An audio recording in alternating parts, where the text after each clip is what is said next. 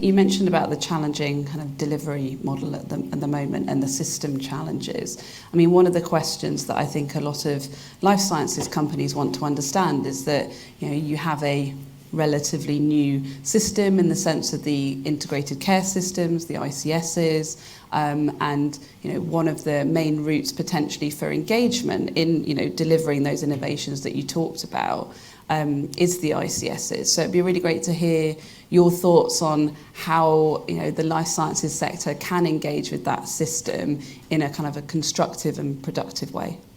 So it's a great question. I want to combine it with a little bit of a discussion of data and the use of data. Susan referred to the data about the 1.4 million, did you say, of patients who are not getting the effective medicine that they should be getting. I consider it my job to make that number as small as possible. And so the two things are happening simultaneously. One is the change of the organizational structure. There are people who criticize the fact that it's just yet again the NHS is reorganizing, and an additional layer of governance. Actually, I think it has enormous potential, because that is actually the 1.5 to 2 million people that are in each one of those ICSs.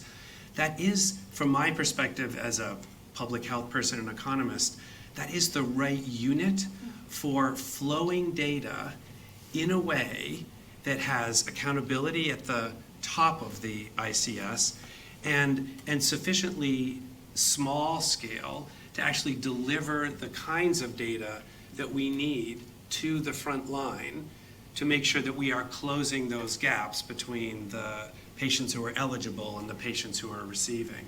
So in combination with all this great new access to specific data that has been flowing ever since the pandemic started, with the governance changes, it's the two of those together that I see as the great opportunity.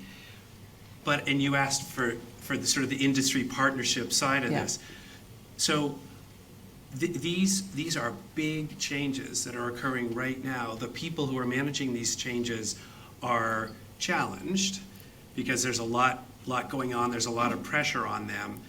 And so I guess what I would say is, how can we specifically enable that kind of partnership? Like, what can we do in partnership? And I'll just, I have a hunch about that, at least the direction of travel. And the hunch is that it starts with closing each care opportunity gap one at a time. And I think the industry has a real role to play in supporting the systems that are necessary, the data systems necessary to close those gaps by working together. I've seen that occur in multiple specific circumstances. I think that is a real opportunity for the industry to come together with the NHS around the adoption of new medications.